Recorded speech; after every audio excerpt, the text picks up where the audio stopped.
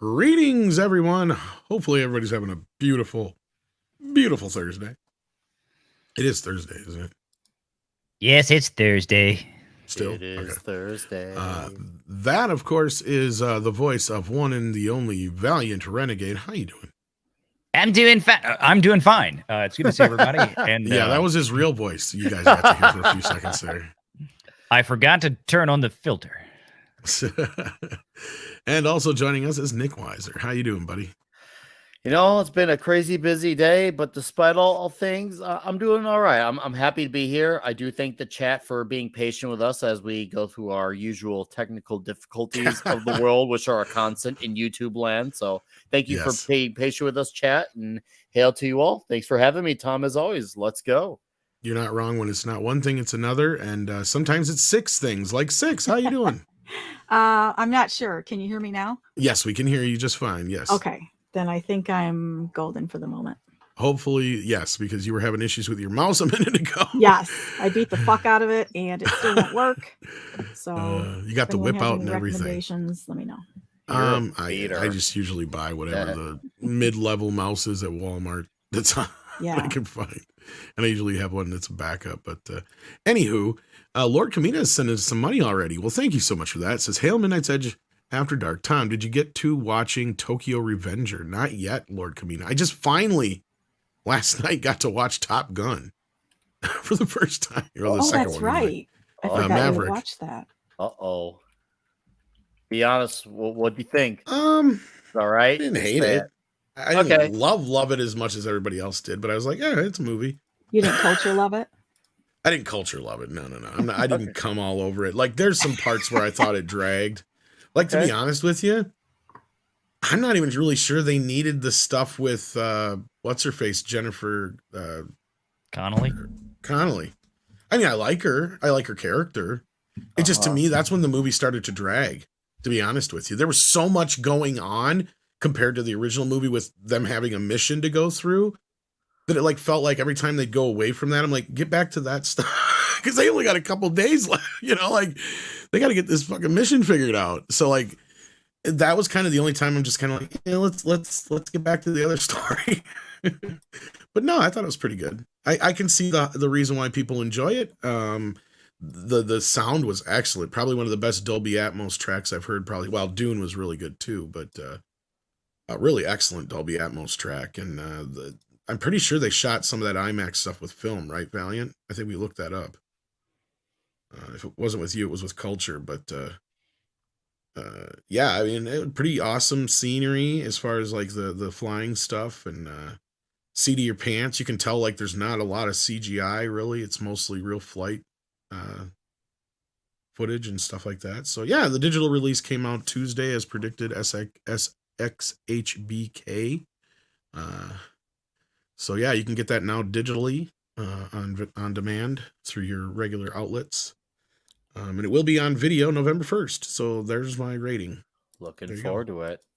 I'm looking forward to that physical release of it. No, I think the hype got to you, which I don't blame you. That is absolutely what comes with the territory. And I've had it happen to me more than several times in my life where I've heard so much hype. It just like, you don't want to adjust your expectations, but it's kind of like the seeds are already planted in your head.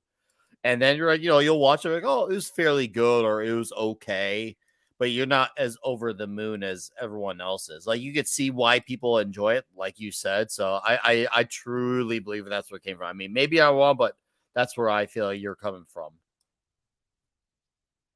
There is that probably. There's also just the fact that I've just never been one who was like when I was a kid, I never was like that infatuated with planes, and I didn't think Top Gun was all that big a deal when it came out. I mean, I noticed the hype surrounding it, but to me, it was just like, okay, and it is what it is. I'm glad people enjoyed it. I wish there was some other franchises that got as much love and respect as Top Gun did. There was a few times I found it going into schmaltzy territory, or how do I put this? Corny territory, even. Oh, like, dude, are you kidding me? The movie is a festival of corny. Yeah, it is a festival of corn. A festival. Like that's like their steroids. Like almost, there's points where I felt like I was watching a parody of a movie. Oh, dude, you are spot on. Which obviously I feel like there's definitely a little hint of intention with that, but that's definitely the movie's a cheese ball. Let's just say when they do all the flashback stuff with Goose, it just seems a little over dramatic. Like it's. I get it. It works, but it has that feeling of like a Hot Shots kind of movie. Oh yeah. I mean, I did enjoy it though. I did love it, and I understand why people are loving it. So I'm not bashing on it at all. I mean, if I had to give it, I think I gave it because it makes you rate it right after you watch it. I think the option of 5 stars. I think I gave it 4.5. So wow, I'm surprised you even went that high. Honestly, I thought you were. Well, no, it did exactly what it set out to do. I mean. In that respect, I can't knock it. It's kind of like I would look at it like if it was a kid's movie and like it's like, yeah, it's not made for me, but it's not obnoxious and it does do what it set out to do. Mm-hmm. You know, and that is entertain fans of the original. So yeah. Okay. Cool. I will say it's a better film than the original. Oh yeah, absolutely. Absolutely. I actually know people who aren't even fond of the first movie, but they love the second one. Honestly, though, I prefer the cast of the original film, and Tony Scott's just got an eye that. But whoever directed this, I didn't catch the director. They did a pretty good job of emulating Tony Scott's style. Like they did a good job of trying to make this feel like a true sequel, right? So I can't knock it at all, right? So I totally get the appeal for it, and it was fun. What wasn't fun though was She-Hulk. What the fuck happened with that show? I mean, it was even at least somewhat enjoyable that first episode. There was moments, but like, I don't know if it was just me. Did you guys watch it? Did you get a chance to watch it, Six, or no? She's not there. Nick, did you get a chance to watch it? No, I'm here. I'm sorry. Okay. Yeah, here. Go ahead. Go. Let Six go first. I know you didn't get to watch it last night, but She-Hulk? Yes, She-Hulk. I did watch it. I watched it about an hour ago. And the show wasn't made for me, and whomever it's made for, I hope that they love it. Wow, because that's bad because you are the demographic for the fucking show. Like you are the demographic. Yeah. You know, it's cute. I'm just having a really bad day, and so I wasn't really able to focus on it. No, you're fine. So. Valiant, did you get to watch it too or no? No, I haven't had Disney Plus in like 7 months. Oh, that's right. Okay, well, I've seen clips of it, and the clips I'll put it this way: everything I have seen of it, the trailers, the clips, some of the other stuff that's floating around out there, nothing that I have seen makes me want to watch that show. Everything makes me want to burn it to the ground. Well, I don't blame you because after the second episode, first of all, it feels like we're missing 2 episodes here. I don't know if you got that too, Six or Nick, when you watched it, but like, it feels like it jumped way ahead from that first episode. Like, it's like, well, hold up, we're missing like some context here or something. We're missing the learning curve. I think they did that on purpose. Why I don't know, but I feel like I know that. I feel like they did that absolutely on purpose to get people to continue to watch the show. I noticed that too, Tom, but that was absolutely no accident what you saw. And then the rest of it, I just felt like it's too self-aware. It is just too. It was so unfunny. It was. That's what I mean. Like there's jokes there, but it's like the show's too aware of it. Like it's trying too hard. Mm-hmm. You know, she likes to talk to camera, and you think, okay, are you trying to be funny? Because everything about that was so unfunny. Like, am I supposed to laugh? Because seriously, it's not funny at all. I'm not saying that to be spiteful at all, but it's you can't even feel the small sliver of a laugh coming from it. And there's nothing so far. Granted, it's only 2 episodes in, so we're almost 1/3 of it through. But there's nothing about it that feels any different in terms of breaking the fourth wall. It's just very standard stop. It's like it's more in line with Malcolm in the Middle than it does with Deadpool or the She-Hulk comic books. Well, even Malcolm in the Middle is funny. Oh, that's the difference. That one's funny, but there's nothing creative that there's no situational humor in this, really. It's not, and the self-awareness, like, okay, the Blonsky stuff was okay, but that's Tim Roth, right? Like he's gonna he's gonna deliver. Yeah. Right. Oh. And what's his face? Larry Appleton, the actor who coming in as the dad. I enjoyed him. It was nice to see him. That was not a bad scene. And I like his character, but The CG, I feel like, granted, we've all been complaining about the CG a lot, but I feel like somehow it got worse even in the second episode just compared to the first one. It did. Like, No, I felt the same okay, way. you felt the same way too. I'm like, is this somehow worse? Because it was like distracting. It was like as distracting as Doctor Strange's hair in the Multiverse of Madness. You look at it and you like, why are you this distracting? Please do something about this. The only hair that I can remember being distracting for me was Nicolas Cage in National Treasure 2, because it took me forever to figure out what was wrong. Like, something's not right. Then I realized, oh my God, he has no sideburns. Not only does he have no sideburns, he lit it like all the way up. It's like, what the fuck? He's like, I'm known for my sideburns, so what if I cut them? It's like, dude, you look like the guy, what's his face from No Country for Old Men, man. Like, what the hell? No, see, man, this is my big issue, was 20 minutes of content. But it felt like it drug on for an hour. I can't believe I'm defending the first episode because of this, but because at least that first episode was a full half-hour content. Because they did say in advance it was going to be half-hour episodes, and that first episode, if you take out the credits, it literally was, a half-hour content. Now we're back to the WandaVision formula of 20 minutes of context with 7 to 8 minutes of credits, and there's. It's really, this episode definitely could have used more. It definitely is like, wow, you barely got anything in. And I like the idea of, her working for a place that that deals with superhumans. That's a very good idea to work with, but we all know where it's going to go. It's going to get bad. And oh boy, Jennifer's just, Tatiana playing Jennifer. She's not good as this character. I don't know if it's her or just bad writing, which we all know is bad writing. But he's not good in this role. Like, seriously, I feel like she's even worse than Captain Marvel, or maybe I'm just saying that because I have more attachment to She-Hulk, so now I hold her to a higher standard, and to me, that she's already that much worse. I don't know, but I feel like she is worse than Captain Marvel. Are you saying that because of your knowledge of the character from the comic book? I love this character. I think Jennifer Walters is a fantastic character, despite how cheap her idea and creation of her character was. It was the writers who definitely gave her a lot more layers and love that made her, her own unique individual from Bruce Banner. Yeah, I do wonder if it comes from that place.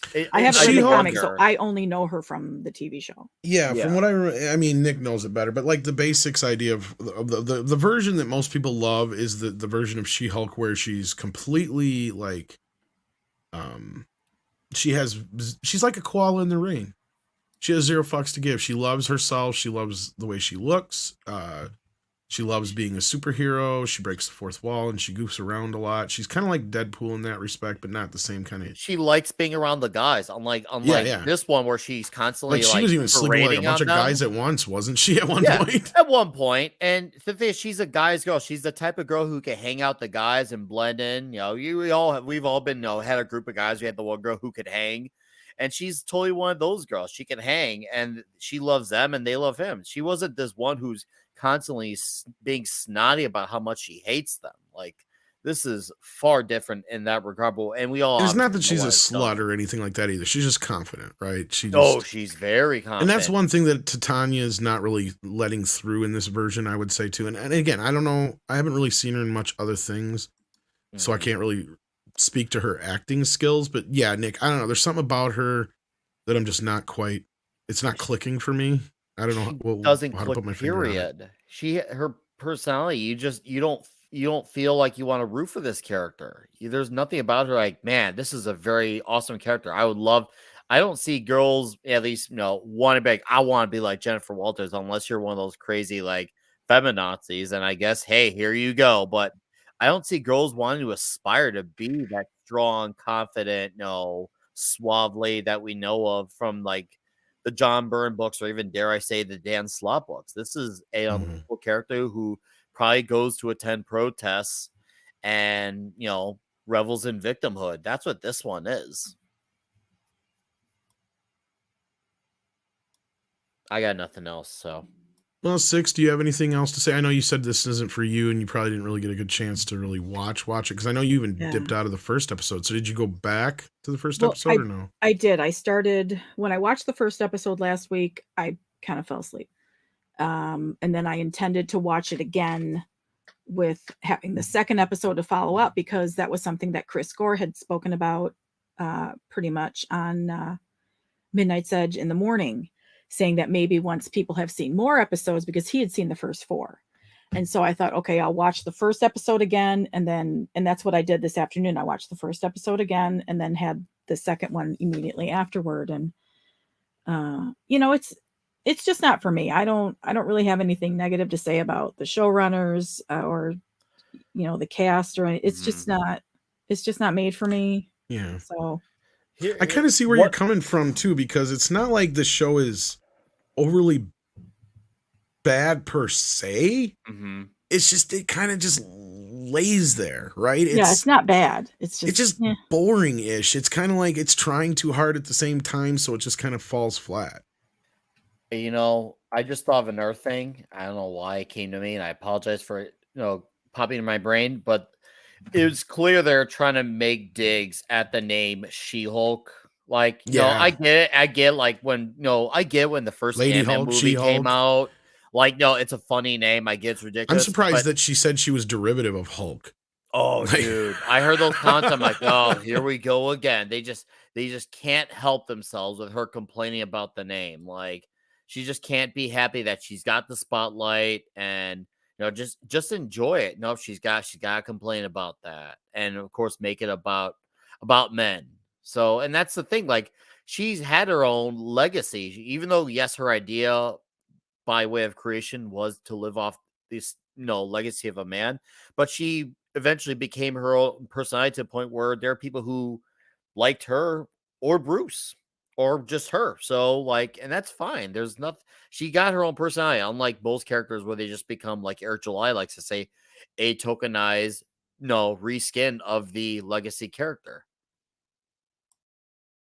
Pretty much. And I mean, that's why I'm not a big fan of redundant characters or derivative characters and whatnot anyway to begin with. But there's still some potential in this show. I'm not going to say that. We're only 2 episodes in. I'm not going to freak out. But at best, if this is all they can muster, it's mediocre. I mean, this is She-Hulk. They should be having some fun with this. Well, I remember when they first, I think it must have been the first teaser trailer or something, or first images, we were talking about it on here. And I think we were kind of looking forward to hate watching it because we knew it was going to be a shit show and we were picking on the CGI. But I thought it was going to be a fun hate watch. And it's not really that much fun. Well, I'm actually more disappointed because of the potential it had. And I mean, we talked a little bit more about this on the morning show with Chris and stuff like that. But this is a show. And I think I actually had this more conversation with Paul Chato. This is a show that did have a lot of fucking potential to be a funny, entertaining comedy about super villains being, going through the legal process. And so far, it's just meandering in its mediocrity, is the best way I can put it. But we also have somebody who just decided to show up. Yay! Hi. Sorry, you know what? I just got home. What do you want? Sorry, that sounded Canadian. I was listening to you though, and Canadian. I heard What's that all about? Hey, I heard that you saw Top Gun, so I was really happy. And then you said it was okay, and then I was. It was what I expected it to be. It was no more, no less, no. You gave it a 4.5 out of 5 stars. That's true. Yeah, I mean, that's pretty I good. will admit, like I said, it did exactly what it set out to do. Is it for me? No. Is it a movie I'm going to watch 500 times? Fuck no. You'll watch it. I watch it again, maybe. Yeah. We're gonna get together on a movie night. I'm gonna say, let's put. You know what? I'm more pissed. I should say something to Voodoo because you know what? I bought it. Oh yeah. And then I flipped over and they have a 2-pack with 1 and 2 for $5 cheaper than what I paid for just part 1. And I'm like, I already have just part 2. I mean, I'm like, I already have part 1, but I'm like, why isn't just the price for the part 2 $14.99 then if you're gonna pull that shit? That is some low ass shit. So I was thinking about calling Voodoo out on that, but no, otherwise it's worth the $20. I don't care. I want to support things that, people are happy about. So, and that'll get us into the latter part of our show here in our programming today, but we've got some other things to get into. And speaking of Disney and not being a fun place to work, considering it's supposed to be the happiest place in the world, right? John Boyega says he's done with Star Wars after the racist backlash. Well, you know, I don't know what he's We're talking done with about you there. in Star Wars. Son. What Thank what you. was the race? Yeah. I missed it. What racist Okay, backlash so was there? Boyega was freaking out about the whole thing with what's her face who plays Naomi. Reva. So Moses he Ingram bought or into whatever? it. Yeah, he bought into it. You mean the racist backlash that never happened? Exactly. He says Okay, Moses just checking. Ingram being protected makes me feel protected. Do you understand what I'm saying? It makes me feel like, okay, cool. I'm not an elephant in the room, because when I started, it was really a conversation you could bring up. You know, how they went through it. It was kind of like, let's just be silent. It was a conversation you could bring up. But now you see how blatant it is to see Ewan McGregor come and support me. For me, it fulfills my time where I get the support. The problem is, dumbass, none of us didn't support you. We liked you. It was Disney that fucked you over. You, oh my God. He's turning into fucking Ray, Cryborg, Ray Fisher. He Are you is. fucking kidding And- me? Yeah, no, dude, he's towing that line. That's the thing. Like, these actors, they'll talk all the shit, but the minute they actually, have to stand up to the man, then they start to realize, oh, I gotta backtrack. Gotta toe that, gotta stay in line, stay in my lane. I gotta make sure I play the victim card, and I can't challenge the man. Yeah, we gotta be careful. He did drink the Kool-Aid, CC, but yeah. Like this case, I don't understand where the fuck he's coming from on this. This is the dumbest shit ever. Whatever, John. Nobody cares. It's a anyway. Hollywood actor. What else is there but dumbest shit ever? Yeah, He just needed to be in the headlines. pretty much. That's why I said he's turning into Cryborg. Yeah. But there was an Oh, Andor wow. clip that was released Oh, yesterday. nice. I haven't seen this yet. So we're gonna check this out here. Let me make sure my volume's up. That's good enough. Oh, let's put it on normal speed. How about that? All right, here we go, kids. So which is it? I know big stars are game. I know you bribe quartermasters to leave valuables on the ships before they come in for scrap, but this isn't that. This isn't something that let pass. No. I went in and got this myself. How? How's that possible? It was sealed on the Imperial Naval Base in Steergard. Look, you got the money, I got the box. What else is there to talk about? I'll give you another 1,000 credits to tell me how you got it. Another 1,000. Done. How?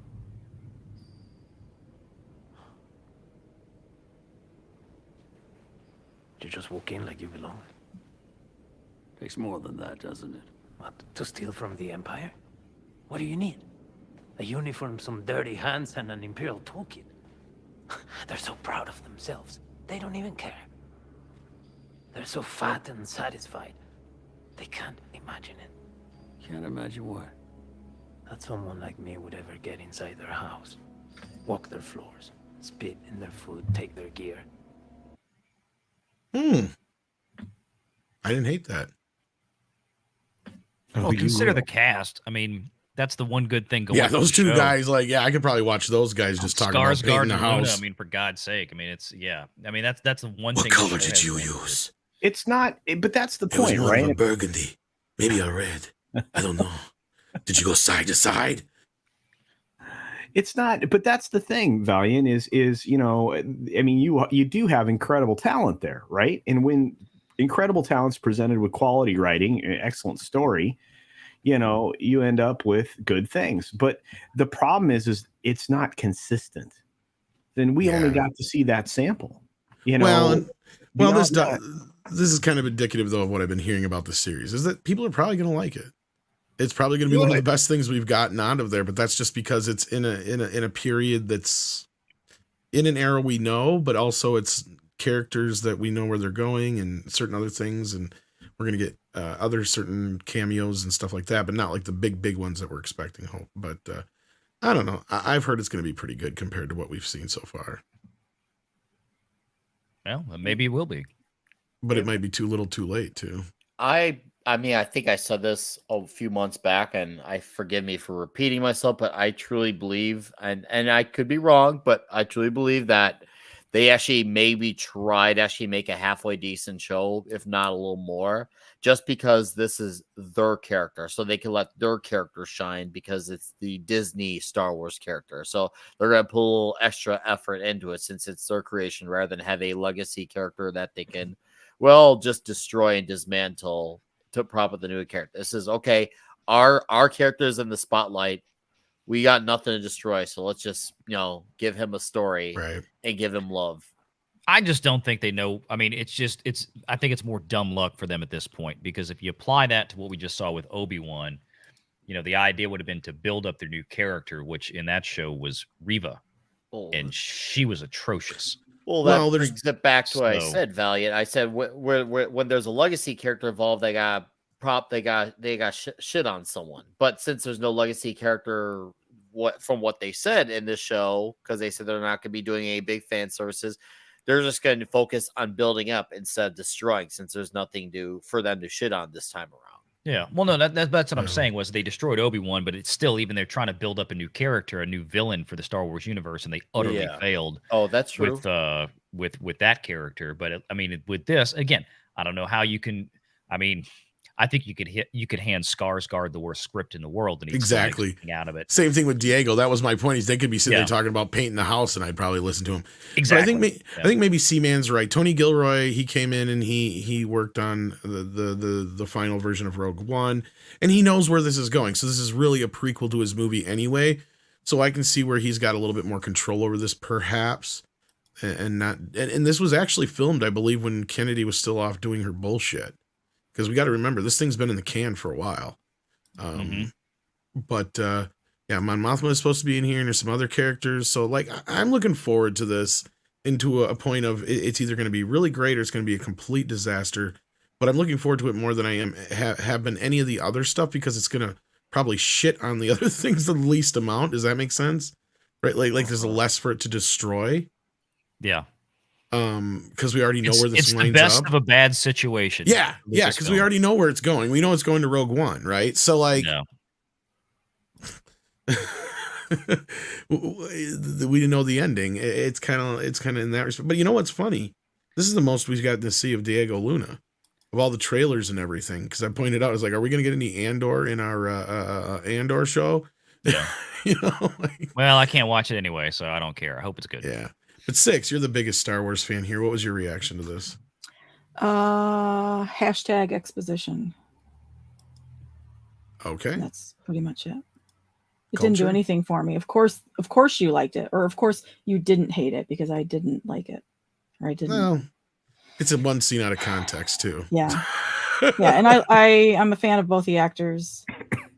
I think I would have preferred a trailer rather than a scene, because I don't know the context of it. Well, I think they're trying to fight off a lot of the early criticism they were receiving because of the presentation style they were utilizing in their teaser / trailer thing. But look, I mean, again, as Valiant said, and I'm 100% in agreement, that you have two incredible actors. I mean, the best thing about Narcos Mexico is Diego Luna. Everything I've seen this guy in is ridiculous. And, the fact that, he's returning here to do a prequel, even though we know exactly how this all ends, I think it's going to be something that most people will at least enjoy initially. I was listening as I was trying to get to the computer today. You say specifically, Tom, that with She-Hulk, at least the first episode felt like it was going somewhere. I just hope this isn't, the same situation with this, that we got one out of context clip that seems like it's really good and it really pulls you in because of the talent, and it ends up being disappointing. Oh, it could very well be. Yeah. You could be right. We'll see. I just, at this point, I have my investment is probably so low that I just, whatever, it could entertain me. But we did get some member chats here. Let's get to that and some super chats here and get into some other news. Lord Kamina has been a member for 4 months at the minimum effort puppy level. Thank you for that. Joker Voice has been here, or he's just joining at the minimum effort puppy level. That means you get a sticker. Let me see here. Where's the minimum effort puppy? There he is. That's Mikey's favorite. The minimum effort puppy. Thank you for that. And then we have, let's see here, Gonzalo Bergali, who is just throwing out memberships. John Edgar was gifted a membership. So was, let's see here, Alex Ashton. Alex Ashkin. And is there any more than that, or is that it so far? Galvin. Okay. And Superman, if he wasn't scared of green rocks. Oh, sweet. And Derail Gaming. Cool. Well, congratulations, guys. Hopefully you enjoy your membership here with us. Welcome to the club. And here's Joker voice right there as the new member. I can bring that one up at least. Yeah. Who's the leader of the club? Dash Attack says, I like She-Hulk more than Hulk. So the idea that people aren't liking her in the show makes me sad. I bet if she had her original characterization from the comics, this wouldn't be the case. Oh, I'm sure you're probably right. Because that's the version that's most popular, Dash Attack. And then Dash says he's saying this stuff for Hollywood because they basically blacklisted him after he went after Disney. You think so? Could be right. Could be right. He said he didn't give a shit that day, but I think he's getting mixed messages on the income, but you could very well be right. I don't know if anybody has anything to add to that. I guess not. Well, I don't know what he's been in since Star Wars. Has he done so much?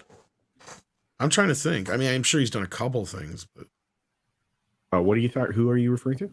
John Boyega. He's got his own production cycle thing working with Netflix. I think he released at least one thing. I didn't watch it because I don't even remember when it came out, but it was supposed to have been out. But no, you're right. He hasn't had any big features since Star Wars, though. No. Cyrokin says, I'm reworking a fantasy story of mine about a strong female. She's awful at the start, but she learns changes. How can I make it not seem feminist? First of all, don't have her blame men for every problem she has. That's probably the first thing. Secondly, don't make every man around her talk down to her. And don't make men the butt of the joke every. And don't make always end up being the butt of the joke. Yes, that's another every joke. Every joke. Yeah. I don't know. What else would you say? 6? You're a woman. What do you think? I like the fact that she's going to have a learning curve. Just and you're going to have to give her flaws because nobody's perfect. And when she arrives at where her you get the happy ending, don't say it, Tom, when your hero's moment or whatever, she's still not perfect. She's still going to have flaws, and she's probably still going to need a man, at least to kill bugs. That's funny. That's actually really good. It's going to be really ironic because if the big draw of the story is she's a big female hero who kills these big massive bugs or something like that. That'd be hilariously ironic. And then Kyrokin, I'm sorry if I'm pronouncing that incorrectly, sent us a unicorn super sticker. Thank you for that. We appreciate that. Then we got John Phillips in the house who says, problem with Reva criticism, mum on China Star Wars posters. Yeah, he initially had the right idea when he was blaming Disney, but then evidently he made good with them or whatever, and that's why I think Dash might be right. I don't know what you guys think on that, but yeah. Okay. Well, he's just a guy. Once again, he talked a big game, but once push came to shove, he realized that, oh crap, I'm not Gina, so I don't got the balls like she does. So he went and coddled away, and now he's kissing the ring. And then somehow I missed one here. Thank you, 6. Professor Gray sent us one that said, who is the target audience for She-Hulk? Basically, you're 20. Yeah, you're 21 to 45-year-old women, basically. Yeah. And then they're hoping that it'll draw in the superhero crowd as well. I thought it was teens to early 20s. You could probably go a little lower in the demographic, yeah. You would think that's 6, but the CW is targeting 50-something plus women. That's true. With their garbage. Yeah. This show rivals the CW, and that's saying a lot. Valiant's been quiet. I'm still here. I haven't watched the show, so I have nothing to say on it. He's saving up his voice. Oh man. Yeah, I mean, he I is. just it's another Marvel piece of content. It's cannon fodder. It's more filler. It's just more Marvel trash. Phase 4 trash. I don't care about it. I've seen. I mean, it's wash, rinse, repeat. It's the same show over and over again, and I just don't care anymore.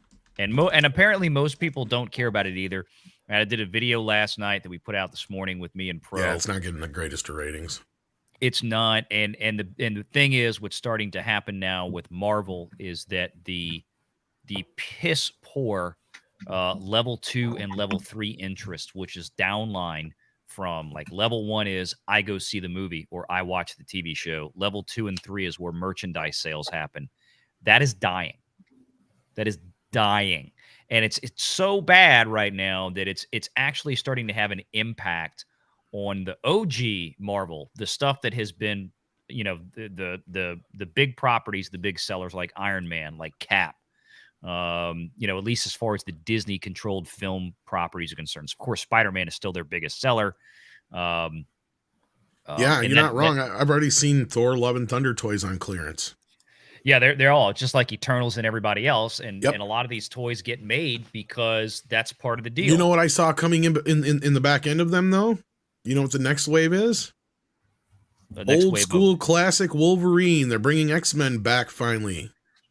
Well, that's because the toy companies are demanding now that Disney has Yeah, that. They well, want to make those yeah. toys. Yeah, I mean but the problem is that so for every, if we get to sell or ship or make 10 Spider-Man toys and 10 Iron Man toys and 10 Cap, and I don't mean Falcon Cap, I mean classic. And Steve now they end Rogers up Cap. having to share, I think, a little bit of the Spidey money with Sony because of the deal. But Yeah, they're back to that, which I don't blame. Sony wants a piece of that action. But what happens is, then, okay, well, if you want that, then you have to agree that you also have to make, at least 20 or 25% of that same number in She-Hulk. Nobody's going to buy it. It doesn't matter. We want you to, this part of the deal. You want to be able to make these other toys, part of the license agreement, you got to pump out this crap too. That's what they're doing. And it's having effects. People just don't want this crap anymore, and there's just not. I mean, yeah, maybe people watch the TV show, but all of where the real money is made, merchandising, it ain't happening. Not like it used to.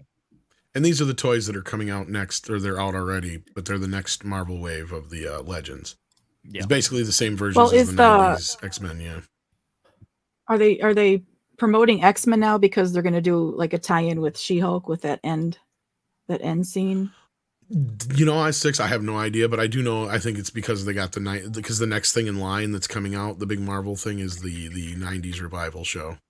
I think is the next thing, if I'm not mistaken. But not only that, there's been years since they've been able to make X-Men toys. They wouldn't license them out because Ike Perlmutter had this big blow up with Fox, and he tried to kill the X-Men. It was a very bad move.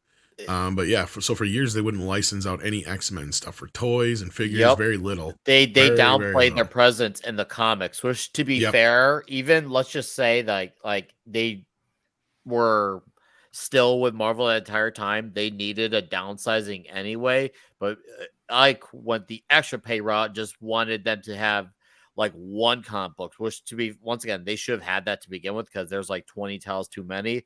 But he did to a point where he just said, no, screw the X-Men. We're going to make the Inhumans the X-Men. And then since the Fantastic Four is also with Fox, we're just not going to put out a Fantastic Four book at all and say that the family went on vacation somewhere to space. So yeah, they got really petty about it. And that drove a lot of people even more like resentful towards the Inhumans because they try to give them the whole, the world discriminates against them, which is the Inhumans were always just these really odd beings from space that had like a very unknown presence.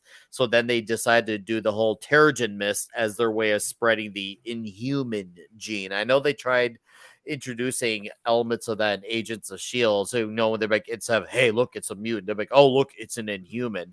It just pushed people away from ever possibly getting to the Inhuman. So now they're stuck with the stigma of trying to place the X-Men when they should have just been known for being the oddball space, creatures that people live in so secret life of. So it's really unfortunate because I love Black Bolt. I'm a big fan of Lockjaw. You got a perfect dog they could market off for the kids. They had the right elements in place, but nope, they wanted to do the X-Men thing, and holy crap, did Marvel screw themselves up with that. And that was right around All New, All Different when they started doubling down on Carol Danvers. That's when they started trying to replace, your Falcons and your female Thors.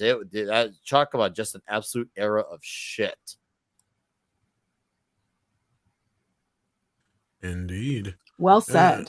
Yes, Thank indeed. you. And Nicholas Horton says they should have used green makeup and prosthetics for She-Hulk like they used for Gamora, and want good She-Hulk. Watch the animated Hulk show from the 90s. Oh, that's a good show, actually. It's not great, but She-Hulk is great in that, and there's a lot of great Marvel appearances. It was basically the MCU before the MCU, because you had the Fantastic Four, X-Men, Silver Surfer, super underrated, and Spider-Man. I personally, even though I'm not a big fan of CG, since they've already established the Hulk in CG, I don't have a problem with She-Hulk being CG. My problem is they need to spend more time on it, or money, or whatever it is. They don't, because it's just not. I mean, the Hulk stuff looked all right for the most part, especially the face and the mouth. Like the mouth is really catching up. Like, because that's one thing that always used to bother me is for some reason CGI, they just can't seem to get mouth movements right. But Hulk in the first episode to me is some of the best mouth work I've seen on CGI animation for a while. And I don't know if maybe they got that kid who fixed Luke from Mandalorian to do it or whatever. But like, yeah, because it was pretty good. Like, I can't speak to the rest of it, but that part, just the sync and how the mouth moved, that's to me one of the toughest things to get in CGI really animation. Third-party VFX houses at Marvel. That's been one of the biggest complaints. They could very well be. They benefited also from the fact that it was a lot of close-up and mid shot work there, in those scenes. And that does help. Even in the latest episode. But what I mean is, though, it's not overly animated. See, that's the thing is, a lot of CGI animators, and bless them, I know what they want to do. They want to get in there, they want to show off, they want to do some fancy stuff. But that to me is what gives away something that's CGI right off the bat, as opposed to it takes me a minute to figure it out, is if it's too busy, right? If there's too much going on, it's clearly CGI because it can't sit still for 2 seconds. That's why I love the Planet of the Apes stuff. What they did there is they learned how to let the animals just sit still for a minute. That's why they look so photorealistic. Because they're not moving like crazy, jiggly fucking monsters. They're just sitting there like an animal does, right? If you watch most animals, like my cat hasn't moved in 30 minutes. Literally, he has not fucking moved an inch.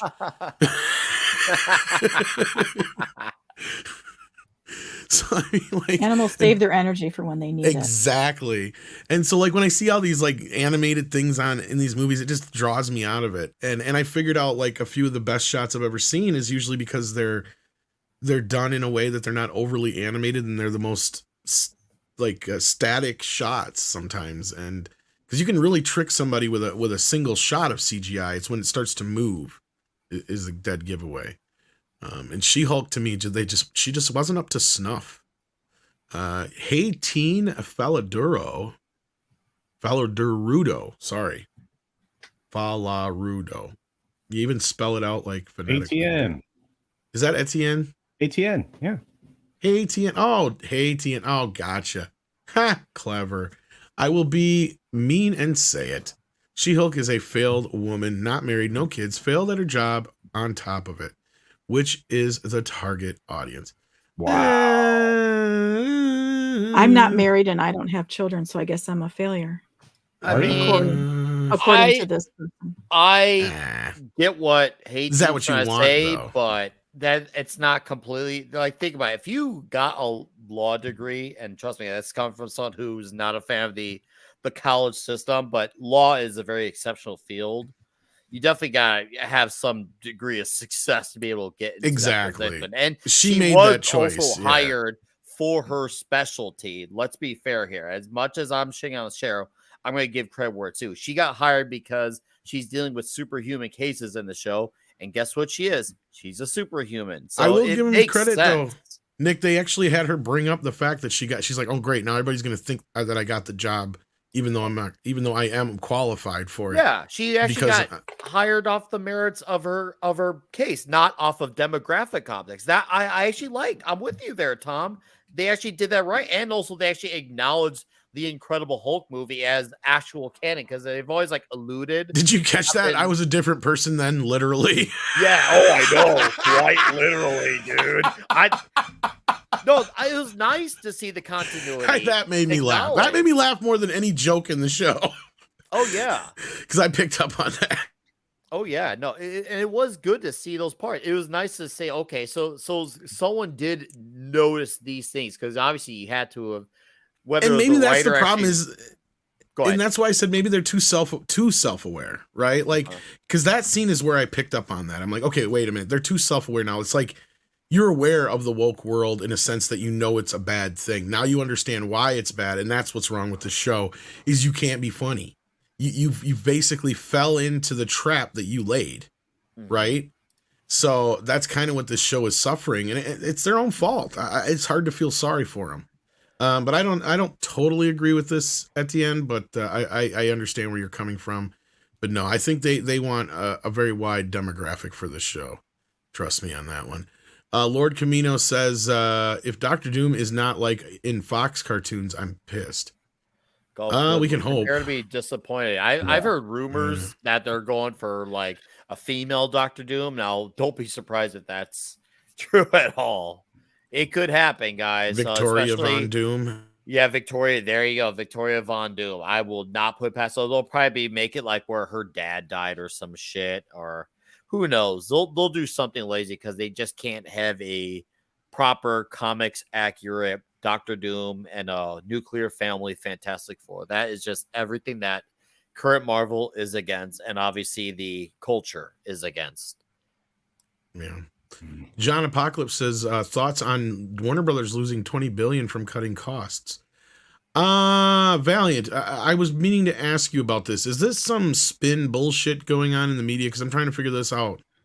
How they're figuring that Warner Brothers has lost all this money. It's like, no, in fact, they've saved money, if you ask me. No, I think probably what he's referring to is everybody's jumping on the bandwagon about the loss in the stock value, the market capitalization, but that's, that could all be right back in next week. So there's a lot of investors right now that are adjusting to what they're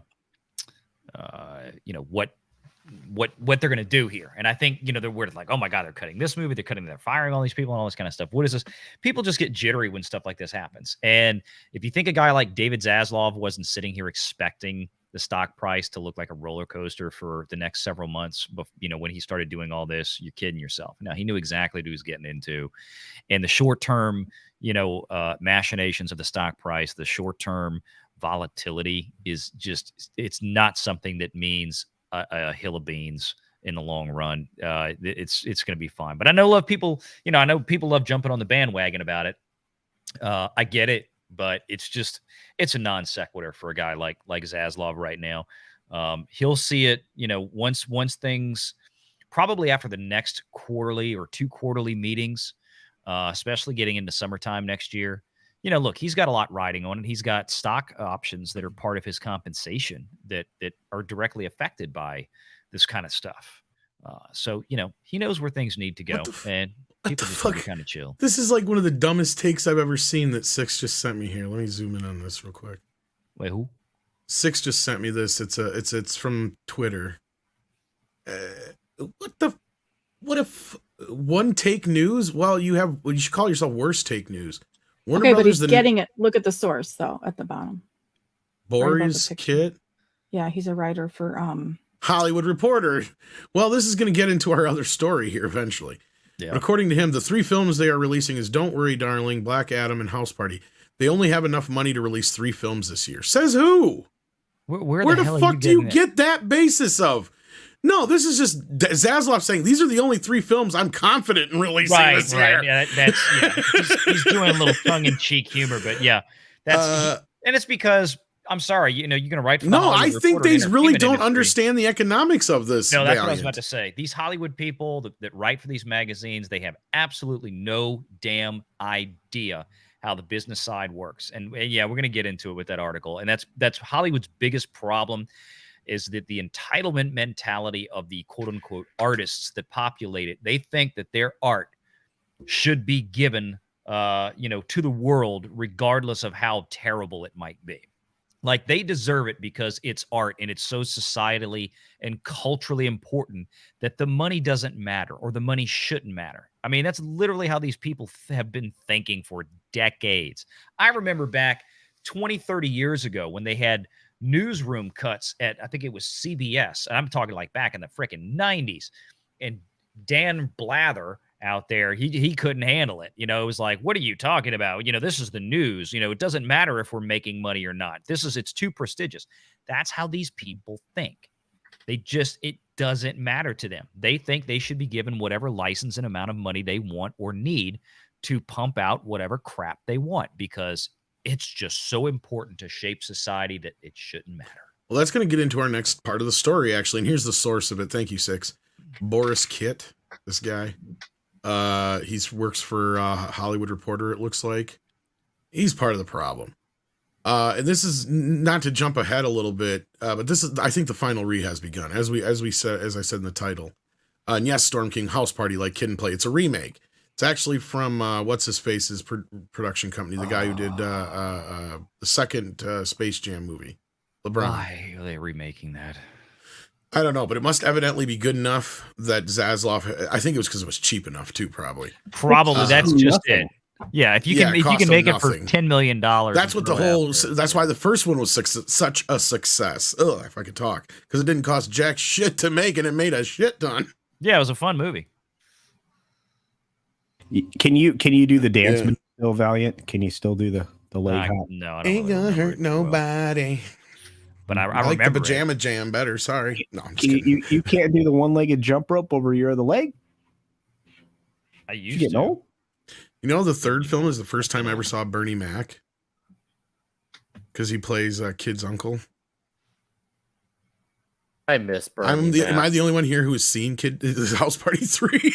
I don't remember. No, I don't remember that, bro. That's the one where Kid gets married. I haven't seen that. Adam Wolford says the bad thing about Inhumans Missed is that you have 75% not being a inhuman, and you have 25% becoming inhuman. So there's a lot of dead people. Yeah, that was such a dumb element. I remember that. I was just like, what are they doing with this? Like, oh man, that was very cringy to read. No, and it was even worse because I had already come from a place loving those characters. So for me to see them get, I guess you could say, more of a push, I was like originally enthusiastic, and then I'm like, oh, they're doing something else with them, and not even a good something else, but they're trying to replace the X-Men, which I knew that was not going to translate, because you can't. And this is something Marvel has done for a long time, even dating back to the 90s. They think when something happens that they could replicate that success no matter what, whether it's a successful comic. They think, let's give it 500 sequels. They can't let one thing be its own unique entity, and that's what the X-Men were, their own unique entity. I'm actually shocked that they have not tried making another blind character like Daredevil, considering how much they love their handicapped characters nowadays. You would think they would have capitalized on that, but hopefully they don't get any ideas from yours truly about that. And here's that Dan Lin story at the top that you guys were talking about before the show. Says Holocron says, I appreciate the Snyder cut, but I'm ready for Dream and Death to put it to rest so Warner Brothers can make DC what it should be. Well, that kind of leads us into this topic. Ivory Aquino asks Warner Brothers Discovery CEO David Zaslav to consider releasing the Batgirl. However, that's unlikely. Which is funny. Say that like I should know who that is. Who the hell is Ivory She's Aquino? In the movie. Okay. Is she the transgender? Let's see here. Does it say? Transgender activist. She's an activist. She's portraying transgender act. So there was a transgender activist in the movie, evidently. Oh, great. Yeah, it's starting to leak out now that the Even movie better. is woke keeps as getting fuck. better and better. Yeah, we're hearing now, like, I've heard some shit about this movie being woke as motherfuck. And this is what's hilarious is they're doing a funeral screening for the movie. Which I cannot believe. Now, Valiant, I know you probably in culture also had probably the same thoughts I did when you heard about this. I and that covered is, it on the 6 Minute Daily. there's going to be a strip search on the way into this fucker. And on the way out.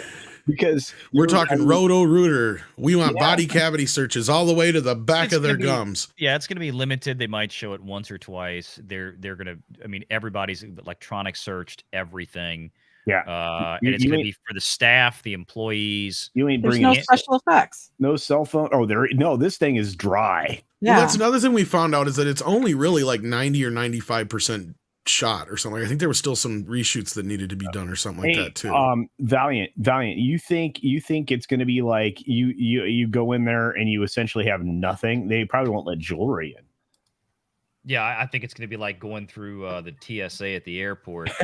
It's going to be somebody with a 3rd grade education that could fog a mirror that morning is going to, stick Well, because their it could hand be up their very ass and- detrimental if this gets out, right? Valiant from the tax and It can insurance side of never things. ever be released. It is No. done. All these people in Hollywood whining and screaming about it. As I tell folks all the time, you can wish in one hand and shit in the other, and tell me which one you fill first. It's not happening because if they did, I mean, when you tell the IRS, because what's going on right now with this all stems back to how they did this spinoff with this Reverse Morris Trust. That's why a lot of decisions had to be made by mid-August, because there is a deadline, and this is exactly why AT&T and David Zaslav did it this way. Oh no, John Malone was the key element in that, my friend. Key. Yeah, because it gives them some special advantages. This is a very difficult thing. This is not a normal merger. This was something very different. So you've got to play by the rules that the IRS affords when you do this, is how this operates. So if they pull the plug on this, I mean, I'll put it this way. If I'm Zaslav at this point, fine, we want to have a little funeral screening, put this out and all this. I think Mr. H talked about they have even removed it from Warner Brothers internal servers. Yeah, It's we heard about that completely the other day. offline. Yeah, because the directors were dumb enough to say they were going in to try and get I don't even know why they would even admit to trying to get some of the footage out. Oh, dude, when it's like, you dumbasses, you almost just set yourself up for fucking liability if it does get out. Twitter. They need to destroy it. But they said they couldn't even get the film. film. Destroy Yeah, the footage. well, they won't destroy it. It'll just wind up in some lawyer's fucking vault. right now it's That's what on I'm one saying, of just these. Destroy it. Right now it's on one of these. Yep. It's on a 2 terabyte drive. Well, it's probably a lot bigger than that with the raw. I don't Uh, think for insurance no. purposes they can actually technically destroy the footage, but some insurance lawyer is going to wind up with that 2 terabyte hard drive Yeah. or whatever it is, like No, Culture but has there. The It raw might be footage 4 you're talking terabytes. about. Oh no, it's Yes. more than that. You It's think when- so? Oh, it's Yeah, probably an actual. No, because bigger- I shoot video, dude. I know what 4K and 6K raw footage looks like. So Well, this is why I was saying they actually have like hard drives, dude, like physical It's hard multiple. drives. You Culture. probably an entire hour and a half movie in 14-bit RE raw. You're talking Yeah. about 20, 30 gig or 20, 30 terabytes. really for red? Oh yeah. Wow. Yeah, All that's right. why Yeah. 4K footage takes a lot. And that's like with all the it's cuts. literally 4 times everything it takes to do everything in regular. Because I Yeah. have several 4K films many of them. Oh, Well, that's because that's they're compressed down into That's a. finished. I know. I'm talking about yeah, all the yeah. raw footage, like all the stuff The that came raw right data off footage. Yeah. Everything the that's in RE red. red or the I red got you. raw or whatever. Yeah, because that's what you would have to destroy. And studios would never normally destroy that, right? Even though they finish rendering a film. Now the final film render size that comes out on a Is 4K gonna be tiny. We disc- should really not use the term Yeah. film because No. that's kind of Yeah. the digital video. It's fucking Well, video. you know what I mean. Yeah. So But no, seriously though, like I mean, it is kind of we got to be real like about this because this was shot digitally. There's no way this was shot on film, no. so there's no physical version of this movie. It's all digital. No, you're talking many dozens of terabytes of information here. Oh yeah, okay. So I was just going to pin you down on how many terabytes this would be. Well, like you said, the raw footage, you're looking can- at tons. I can tell you right now. I will pull up the calculation for RE raw. Because I used to work in a lot of raw HD footage, just standard Oh, HD wait, footage. Yeah. Oh yeah. But It's a lot. Yeah. Okay. So multiply that times 4, and then multiply it times 4 Exactly. again. So you're talking like, okay, like on an average, it used to take, I don't know, like probably, it was like almost, I want to say a gigabyte for every 10 minutes it used to be for HD footage to film roughly. I don't know if I'm way off Valiant or not, but then, so you got to multiply that times 4. So and then 4 again. yeah. So like it gets up there. I mean, depending on, I mean, but if you're shooting in 14-bit RAW, I mean, I can tell you right now that if I popped in, I use 1 terabyte drives on my Atomos recorder.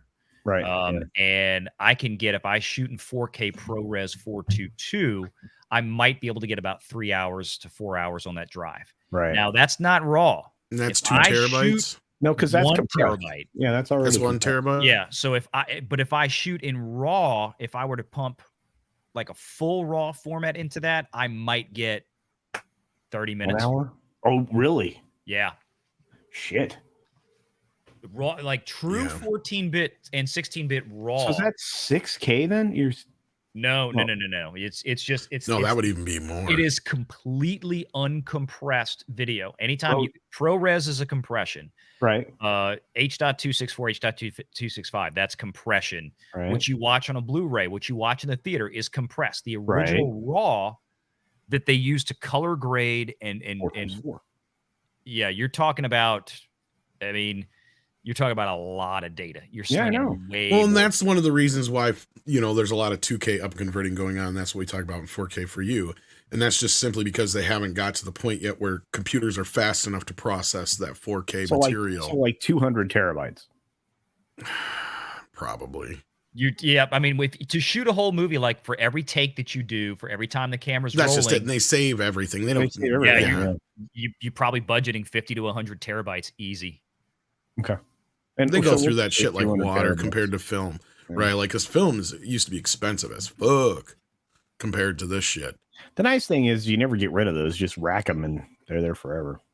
They're on the server. Okay, so we got Snail Messiah says 8-bit raw picture in a 64 megapixel camera is 30 to 40 gigabytes.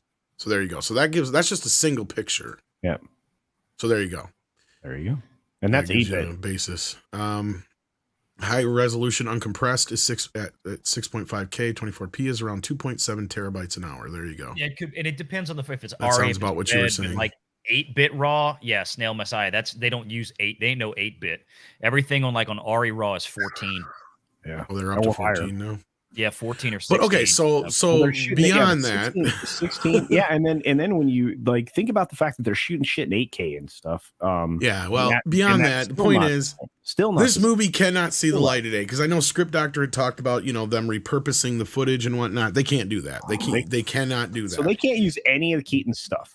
No, this movie cannot see the light of day. That's why I say that all known copies of it will end up going into some lawyer's fucking safe. It has been written off, so therefore it must die. And that's why I'm even surprised they're chancing doing this screening, because even if they do take every precaution, like Six said, it's gonna wind up online. There's no way it's not. So. The thing is, though, the way these systems work at the studios is they're all on this main server drive, and only certain people can access it, right? So it's probably still there. Like we talked about this the other morning. I know a couple of you guys were with us then, but basically those guys couldn't access it anymore. So that means as soon as they made this decision, they shut everybody out of those files. And I'm sure that was the same thing across the board for any other shows that movies they canceled too. In Andre's conversation, I mean, he suggested exactly what I would do. If I were going to try to lock people out of the server with admin access, I'd take my super admin privileges, I'd pull everybody's name off the board, and that'd be that. Nobody could get to it ever again. Because you want no chance of a digital copy of this getting out there. Yeah. You know what I mean? Like, it's one thing if a camera leak gets out there, but even that's going to be detrimental. I think. And even craptastic sites like Daily Beast were out there saying that the two directors were trying to pirate the Shard. That's what I was saying. I can't believe they were even admitting to that, because that's some heavy duty shit. If this fucker does leak out, that's where the fingers are going to get pointed first. Right. So from the financial side of things, Valiant, this is the only way this thing could go down, right? But Zaslav suggested, or someone did, that they were going to actually wait to actually write off the Batgirl portion until the next quarter. I don't believe that. Nah, I don't know about that. I don't think they can. Okay, because there was a breakdown, kind of a graphic about their path for writing down all this stuff over the course of the next few quarters, and it made sense that he was that Zasov's looking 2 quarters down the road, at least. I don't know if he can. I think he has to, from what I remember, what Valiant and Mikey were talking about that one day. He has to do it now, and that's why I was saying, like, even though they're trying to do this half-hearted, like, Snyder cut push for the movie, if you haven't noticed, Ain't gonna work. It ain't gonna work because there's it's not the same thing as the Snyder cut, because the difference there was the Justice League was still released. It's never coming out. Valiant gave the best analogy I've ever heard. That's what I mean. The Justice League wasn't canceled and never released. The Justice League was released in an alternate version. That's my point. This movie is never going to see the light of day, period. All of this piggybacks on top of each other, right? The firing of all the executives, the shift in direction for the originals internationally, all that stuff, right? And on top of that, you have the change in the calendar, which I'm sure we're going to talk about, for some films.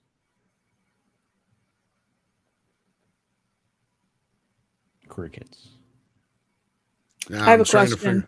Go ahead, As a Six. filmmaker, wouldn't you keep your own copy? No. Why? No, you can't, because it's like a master. It's property. It That's belongs to Warner Brothers. And if you do, and if you are fortunate enough to get some kind of copy that they will allow you to have out, is usually watermarked to fuck. So if those get leaked out, then like, And it's digital and it's traceable. Yeah. So like usually those kind of copies, you can't even watch without being connected to the internet, and a server at Warner Brothers has to basically trace it. Well, that's the way they do it now. They won't send out screeners at all anymore. It's usually through the server. That's what I was trying to say earlier too. Yeah. And because that's where all those people got in trouble with the Oscar screeners. I don't know if you remember hearing about that, Six. There was a bunch of people that got in trouble for lending out their Oscar screeners, and a bunch of them leaked online. So all those people got traced back, and they got stripped of their Oscar privileges. So people don't do it because they can't, or they don't do it because they're not supposed to. Both, I would say. Well, you're talking some legal issues if you do, yeah. So you're connected via direct pipe with the 256 code, is 256-bit hash minimum, that is essentially an identifying mark, and it can. And those Oscar people, I think, got in trouble too. But yeah, it can be easily traced back to you. So it's why, like, when somebody gets an opportunity to watch something, they don't even grab a screenshot because it's watermarked to F. So, well, I'm not even talking about leaking the footage or showing it to anybody. I'm just talking about having your own personal. Yeah. No, they usually don't. No, they won't allow. I mean, sometimes you can get a screener copy out, but that's what I was saying. They don't do those anymore. So that makes it almost nearly impossible.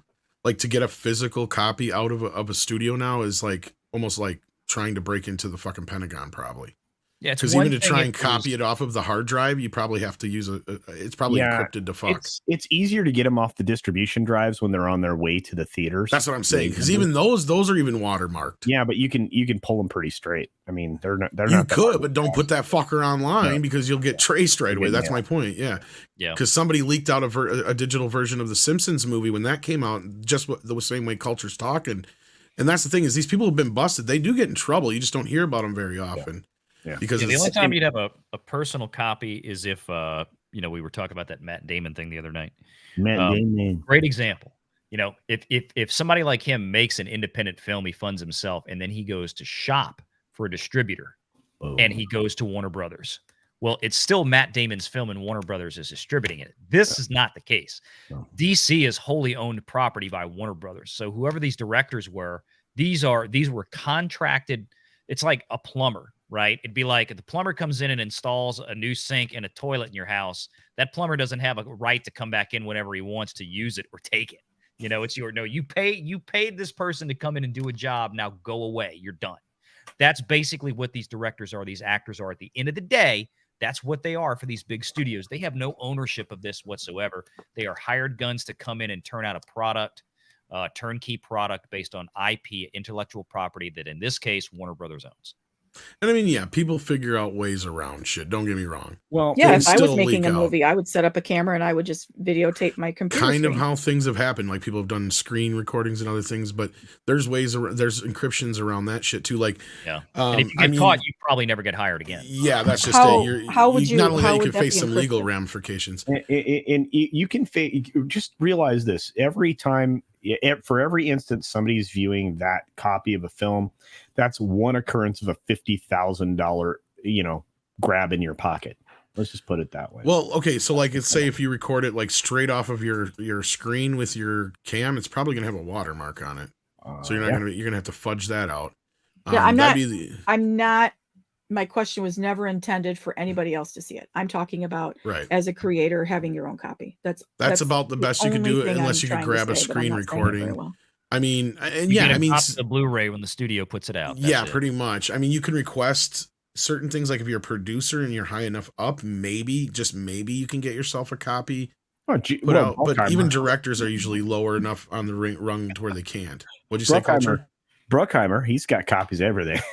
Yeah, see, Bruckheimer's a producer. That's my point. Is somebody a little bit higher up? Yeah, if he's like, I want to see how this movie's doing, they'll be able to run him off a copy onto a disc or a drive. It's also Jerry Bruckheimer too. So yeah, that's just it. My point is like the higher ups. That's one thing, but like you get Bruckheimer below. Yeah, Bruckheimer's for the last 4 months has been watching Top Gun. It has been a very long time since we've had a big movie leak out before it's come out in theaters. Let's say I'm trying to think.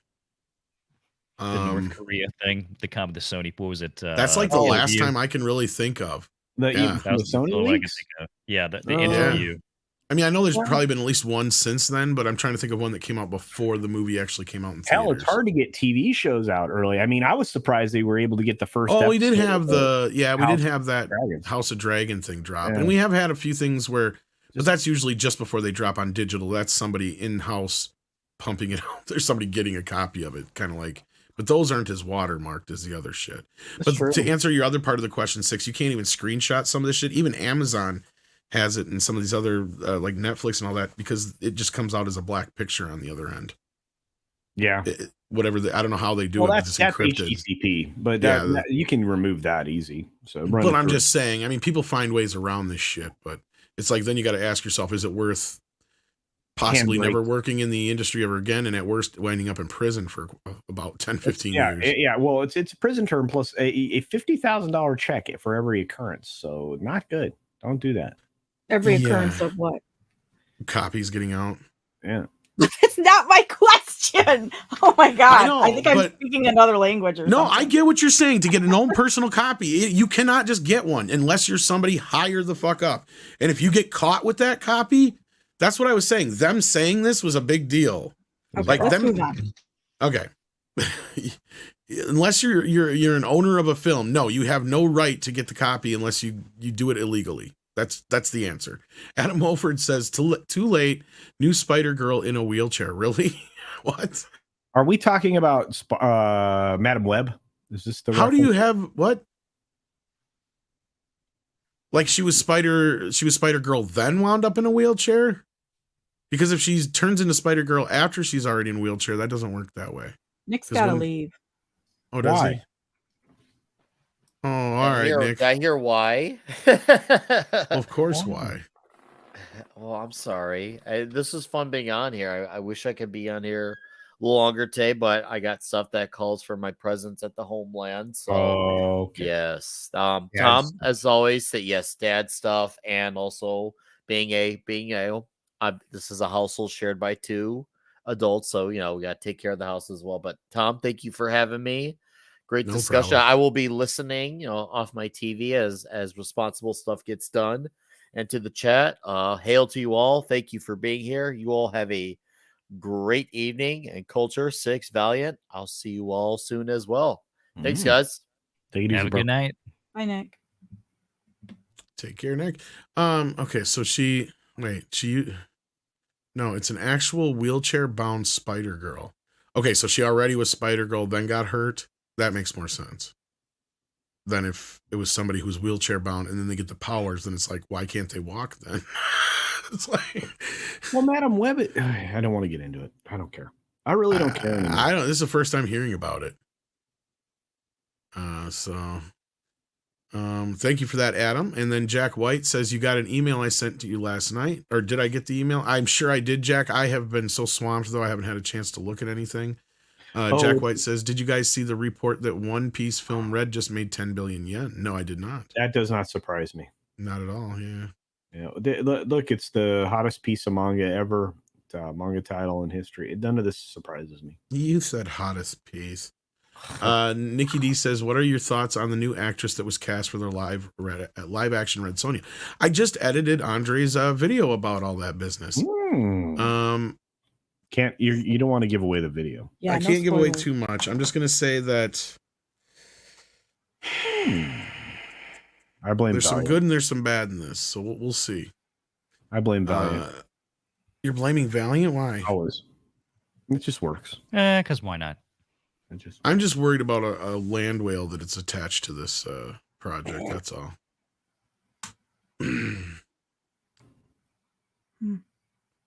Yeah. Fat shaming. I'm fat. I can shame all I want. So let's get to this main topic here, because this is a hell of an article. This dropped a little bit ago from the Daily Beast. Yeah, so you already know the tone of this article. This is where, yeah, and you wanted to read this one, Valiant, and I'm going to give you the pleasure. But this whole thing really kind of made me chuckle and laugh, because it really signified to me that I think we're getting to the final re here.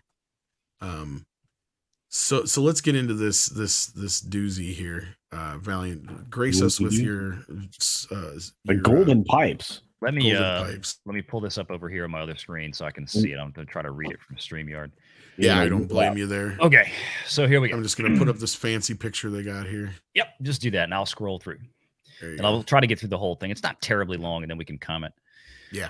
Former HBO Max executives say the streaming service has been left with few people of color to oversee its diverse slate of programming as Warner Brothers Discovery continues its ongoing corporate reshuffling. The platform reportedly laid off close to 70 people this month.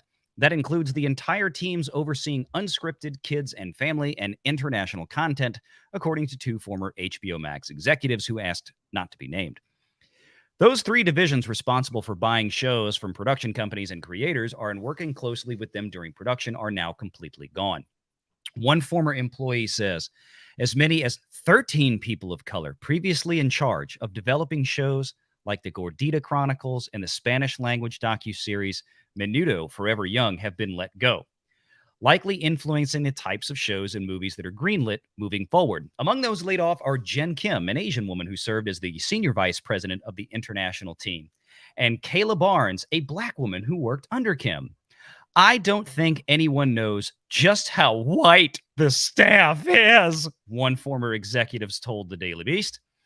Former HBO Max staffers say there are barely any non-white people left in the upper ranks of content, with one naming Joey Chavez, an executive vice president of drama, as one of the few people of color still there. Because HBO Max and the original HBO channel operate somewhat independently, one former exec conceded that there, quote, there may be one black woman on the HBO side. Maybe. The layoffs have amplified the lack of diversity, quote unquote, at HBO, another former executive told the Daily Beast. Quote, HBO is the most homogenous part of this umbrella. Instead of trying to figure out how to integrate some of the Max or HBO Max executives into HBO, they just made this sweeping cut of three divisions: kids, family, and international. A lot of black and brown people just lost their jobs. I'm going to stop right here from the article and just remind everybody that we started out with they laid off 70 people. 19 peoples of color, according to these sources, are saying got laid off. So there was a whole lot of white folks too. And demographically, that pretty much breaks down to exactly the U.S. population. But moving on. And actually, before you do, I think this is indicative of what we saw prior to Zaslav coming in, when you had that one writer on Superman and Lois being like, I can't believe I lost my job. It's not because I'm a bad writer. It can't be that. I know I'm a good writer. It's like, no, you're clearly a bad writer, especially if you're getting fired from a show like Superman and Lois. It's the same thing here. It's like, just because you're, guess what, kids? Just because you're this or that doesn't mean you have a shield anymore. And as you pointed out, Valiant, no white people are safe in this either. It has nothing to do with the color of your skin. It has everything to do with performance. Yeah. Are you making money with what you're writing? So exactly. Are people watching it? Are people enjoying it? That's the main thing. So 13 people out of 70, that's what, 17, 18%? Yeah, roughly. Yeah. which they're not So- focusing on. They're focusing That on might 13. even be Of a. course not. It's the Was daily it breast. 13 or was it? I say yeah, that might 9. even be a little high, actually. It's Yeah. the daily So breast. I think the population of the U.S. is still between 65 and 70% white. So that means that the firings of peoples of color, according to this article, would actually Was be lower. underrepresented. And that's what I was saying is I So- think when you, because my percentages are usually pretty, that's one of the things I'm pretty good on math. So if you said, how many was it? 77 people originally and 13? 70 people. So I calculated earlier that basically this amounted, it's less than 30%. It's way less. It's like 20, 25. Oh, it's in I the have to go back and 20s? look. Okay, so I Yes. was I a mean, little it's off, really okay. not, it's not, I mean, it's Yeah, close 'cause to 30. It's 70 is a in the little- upper 20s. So that's what I said. It's about representative of the U.S. demographic breakdown. But What's Still in a the hell of a upper lot 20s? more white people. Sorry, Six. What'd you say? What's in the upper 20s? The percentile. I guess I was off. So you were more right than I was. the percentage of non-white folks that were laid off of the total 70, whatever it was. So anyway, back to the article. Ever since the parent company Warner Brothers merged with Discovery earlier this year, employees at Warner have grappled with the changing values of the newly created company, which of course, this is me talking, not the article, which of course would be, let's make money. Discovery... Actually, Zaslav said that almost exactly. Yeah, And actually, I just did the calculation. 6 was dead fucking on. It's 18 point something percent. Yeah, I know I was right. That's why I'm like, what the hell are you Yeah. I was talking like, where are about? you Are getting the 20 finance from? I was like, guy? it should be less than that. I would Well, think. no, because I Yeah. thought it was 19 of them, not 13. Or did Oh, was did it? Was it did I read 19? wrong? in the headline, isn't it? Oh no, 13? 13 people. Okay, somewhere else I saw 19. I must have been looking at something else. Yeah, because My that's apologies. you're right, dead on. 18%. I actually pulled out a calculator to check. I should have known with you. She's you go. always she says what she knows. She's very good at it. Yes. I should have never even questioned it. But anyway, continue, Valiant. I'm sorry. No, it's all right. Let's see where we're. Ever since the parent company Warner Brothers merged with Discovery earlier this year, employees at Warner have grappled with the changing values of the newly created company. Discovery CEO David Zaslav was charged with helping Warner crawl out of a $50 billion hole. He's doing it. Zaslav came in like a wrecking ball, tearing up CNN's $300 million streaming service, CNN Plus, good riddance, and vowing to put the Warner-owned news channel away from, quote, advocacy journalism. In other words, like radical lefty fascism. More changes have come in the past couple of weeks. Earlier this month, it was announced that Batgirl, the $90 million thing planned for HBO Max starring Afro-Latina. That's a thing? I didn't know she was okay, whatever. Afro-Latina actress Leslie Grace would be Extra shelved. points that way. I guess. Would be shelved. That counts as 2 firings. They fired an African-American and Exactly. a Latina. Both ways. Yep. Right. So that would be shelved completely in favor That's of the a only tax time write-off, Latinos matter is when they're being fired. You know that, right? I guess. Over the I'm weekend, sorry, Latinx. Latinx, yeah. Over the weekend, CNN media correspondent and host Brian Stelter, fat piece of shit, a frequent target of right-wing criticism, was fired from the network. Can y'all tell while I'm actually injecting my own words in here? You know, actually, Stelzer does translate to turd in German, I think. I think probably does. I think that's Brian Scheiser. Former Warner employees believe that these changes are just as much about business as they are about reshaping the ideological perception of Warner properties. It all points to the same end. They say a rejection of left-wing or highly diverse content in favor of a more homogenous, middle America-friendly fare. The lack of diversity in content staff might just make that goal easier. And I got to scroll down past the headline here. Okay. In a statement to the Daily Beast, HBO highlighted shows like Euphoria, Rap Shit, a Black Lady sketch show, and Los Spookies, all of which are led by diverse characters. Quote, HBO and HBO Max have always shown a commitment to diverse programming and storytellers and always will, the company said. An internal graphic comparing the audiences of Discovery Plus and HBO Max showed a stark demographic difference between the two streamers. Where HBO Max is popular with diverse groups, how many times in one article can you use the word diverse? 106. Single people, apparently. Single people and drivers of hybrid cars. HBO, wait, I got to read that again. Where HBO Max is popular with diverse groups, single people, and drivers of hybrid cars, Discovery Plus is popular with white, married people who drive SUVs, minivans, and, quote, traveling buses. There is so much salt in the writing of this article. This is why I wanted to Traveling read it. buses? Is that hippies? Yeah, it's not hippies. It's not. Oh. Yeah, They're not people, they're hippies. You know, HBO Max viewers are on TikTok and Instagram, while Discovery Plus viewers are using social media platforms, Facebook and Twitter, with the added caveat, if any. HBO Max viewers have no kids. Discovery Plus viewers are either, quote, empty nesters or have grandchildren. Discovery may be trying to pull HBO into its orbit as it focuses on what it does best. HBO Max's reality offerings presented an obvious sticking point for the new bosses. Where Discovery properties like TLC and HGTV send camera crews out to film what they can find, HBO Max's offerings are more carefully crafted. They're sometimes buoyed by stars like Selena Gomez or Steph Curry, who have the power to command big paychecks. And they're noticeably sleeker with smoother edits and more complicated camera setups adding to their budgets. I mean, that's what scripted versus unscripted content are. I mean, literally describing this is water and this is stone. And water's wet, by the way. Water is wet and rocks are hard. One former executive describes Discovery Plus as a, quote, more general audience platform that doesn't have the specificity that HBO Max was tailored to. I'm sorry, let me break there. When the hell was HBO Max meant to be tailored? I thought they wanted the broadest They're audience twisting the fuck out of these demographics too. Are you listening? Yes, it's unbelievable. I think Discovery is just a very, quote, all audience. They don't want to make things that are political, topical, alienate middle America. More Chip and Joanna, they said, referring to the home renovation show Fixer Upper. Yeah.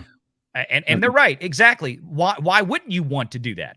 Quote, if David Zaslav had his wish, he would just program Chip and Joanna all day long, the executive said.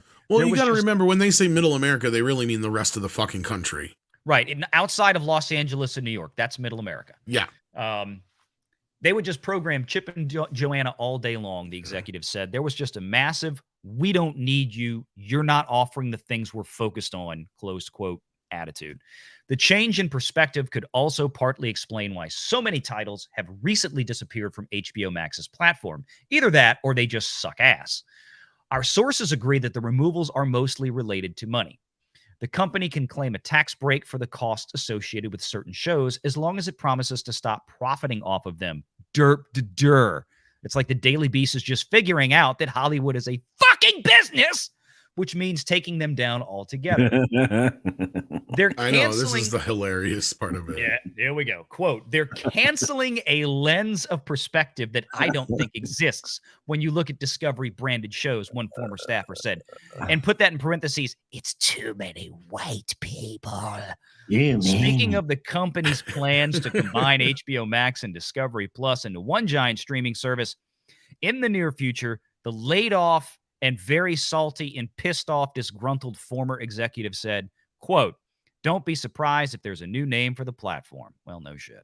Well, yeah. Overall, we already know there's going to be a new name for the platform. Although I do think HBO Max is just fine, but yeah. Yeah, well, HBO Discovery or whatever. Yeah. Overall, there's a sense that HBO Max's executives of color were just another casualty in the company's quest. Never mind the fact that 50-something other white folks got fired as well. Of course, I'm adding that to the article because the Daily Beast is a crap rag. Content quality be damned.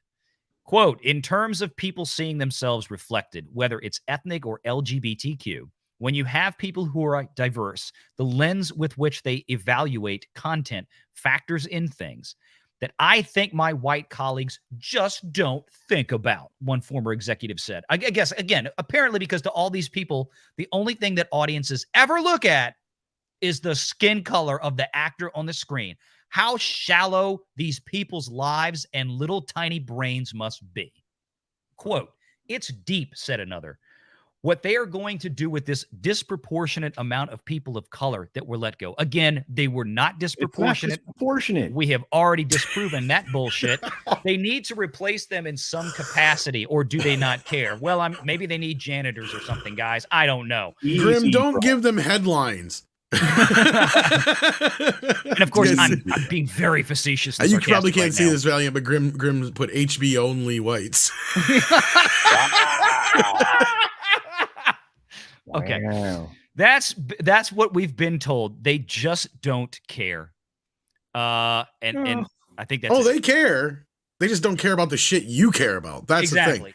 They're not willing to spend millions of dollars on a show called Batwoman that nobody is watching. Right. Nobody.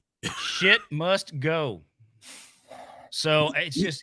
And I know whole that's not one of article- Zaslav's axes, but that's the main Well, point here. in Zaslav the- looking at these shows and he's like, yeah, there's no sense in keeping these shows, even if they're diverse. They don't have an audience. They're not making any money. They're not doing anything. No, you take them off HBO Max and you turn around and you go license them out to somebody else. Somebody else will put the garbage on their channel. I mean, we've got a zillion, also rans out there on the linear side that are still paying for content from bigger studios. Well, it's just like JJ supposedly can go shop around this Batman show, but that tells Yeah, you that- anything. If Zaslav doesn't want it and it's fucking Batman, Yeah. what does that tell you how bad this show must be? Oh, And dude, I've heard from sources it's woke as fucking woke can be.